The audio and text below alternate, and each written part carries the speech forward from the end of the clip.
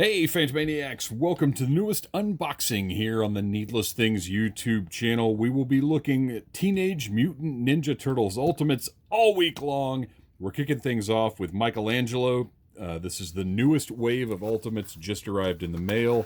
I know I talk more about mailer boxes than is probably necessary. I just like showing off these mailer boxes. I think it's cool that we're still getting them after the precedent set by MattyCollector.com years ago with Masters of the Universe Classics. I still like seeing them. I still like the old brown mailer box, although they used to be white.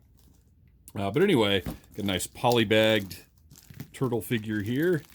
I'm not going to go into too much detail about the packaging because the turtles all come in the green box. The bad guys all come in the either dark blue or purple box. And that's what you get. It's beautiful. It's embossed shell on the front. And you'll notice that this is Michelangelo. It's not a generic shell with a turtle head. You can see the nunchucks on either side there. Michelangelo noted on the back. And of course, one of the most, if not the most, iconic logos of all pop culture history. So let's go ahead and pop this guy open. I'm going to slide that slip cover off. You can see Michelangelo inside. And if you don't know, and I don't know how you wouldn't, but, you know, who knows who's coming across things and when they're finding them. Maybe you've never even seen these figures before, but these are not based on the cartoon. These are based on the original toy line. Now, granted, obviously the cartoon reflected that, but these are specifically meant to be modern, super or articulated updates of the original toys. On the back, we get a little bio. Michelangelo, the wild and crazy turtle. Michelangelo is a party reptile. Even though the sinister Shredder may be slicing his way through the manhole cover, Mikey stays cool. Cool because he's the master of the whirling nunchucks. It takes 8 pounds of pressure per square inch to break bone. The nunchucks generate 90. In the midst of the most perilous of battles, Mikey can be seen swinging his deadly nunchucks in one hand while dangling a wedge of pizza in the other. I love it. It's great. And I actually remember that line about 8 pounds of pressure per square inch and the nunchucks generating 90 from his original card. So that answers a question that I've been too lazy to do the research to find out, that these are, it seems that these are just reprints of the original cards, which I think is fantastic. That's how I want it. All right, I love the window. I love the way everything's cut out around the edges. But like I said, I have talked about this packaging in past videos. So for right now, we are going to get our trusty 1964 box cutter, slice right through that circle of adhesive. Ooh. Say that. Might be time for a new box cutter because I've actually updated this blade a few times. It might just be time for maybe a 1973 box cutter. All right. Everything safely secured in 2 different trays. Get that box cutter out again. Work a little better on that tape. Tons of accessories, a great looking figure. The Ultimates are, it's tough between these and Mezco's 112 Collective as to what is actually my favorite action figure line right now. I'm leaning Ultimates only because they're just more playable than Mezco's 112 Collective figures. Like the 112 Collective figures are honestly probably the greatest action figures of all time, but you really can't play with them. I mean, you can get basically any pose you want, tons and tons of accessories. They're fun, don't get me wrong, but these, while they are collector items, they are still toys, and I think that's significant and important. All right, let's set aside all of our accessories here and get our turtle out.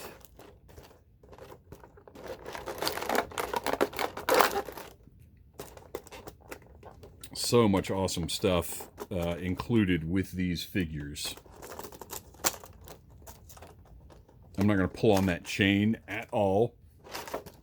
I recommend when you get this figure, if you get this figure, that you don't either. Not because I think it's going to be flimsy, but because I don't know how sturdy that chain is. So I'm not going to put any more force on it than is absolutely necessary until I've had a chance to really handle it, play around with it, and find out how well it's secured to those handles. I think that's just a smart way to do things. I've learned my lesson. Sometimes live on these videos, I've learned my lesson because I have broken some toys right in front of you guys' eyes. It's happened. And you can see that you've got the sprue here, which is just like the original Ninja Turtles toys came with. And you would take all of their weapons off of the sprue, and that's how you would have the weapons.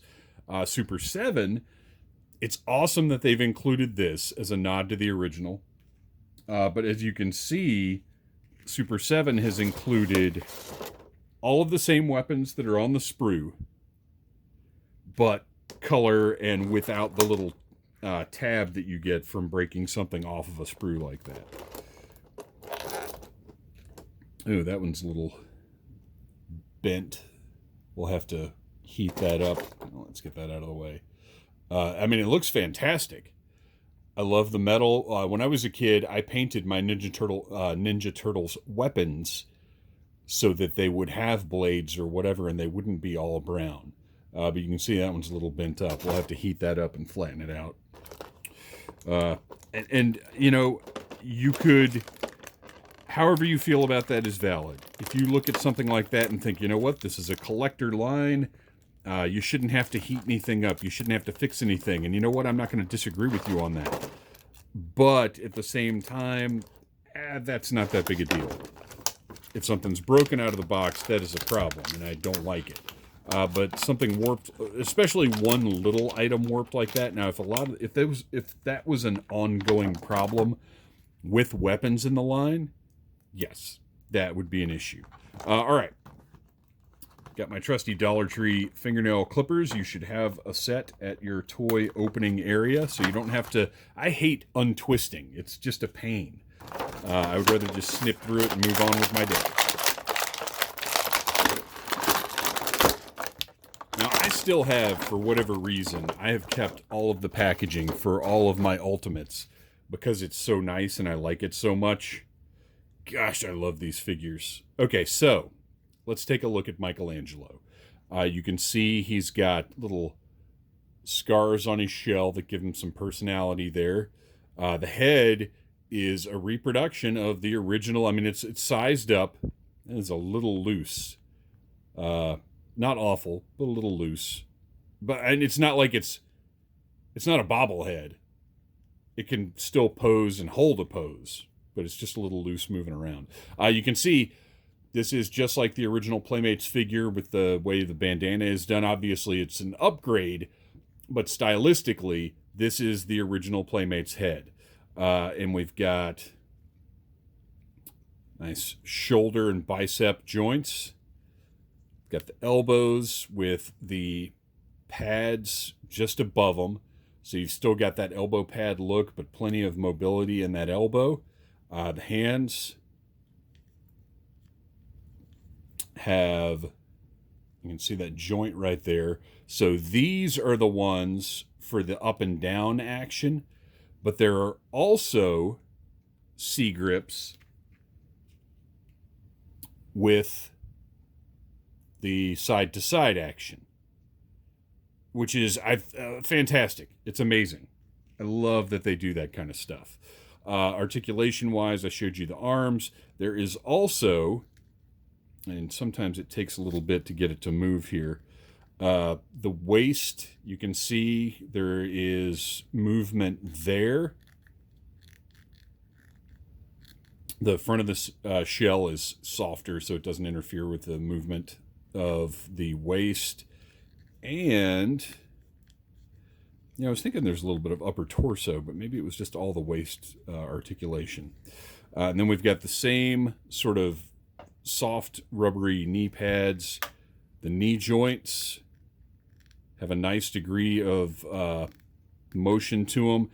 Here is So you're looking at this, and you may be thinking like, well, these are just single jointed knees and elbows. Why aren't they double jointed? And my answer to that is because if they were double jointed, they wouldn't look as good. That's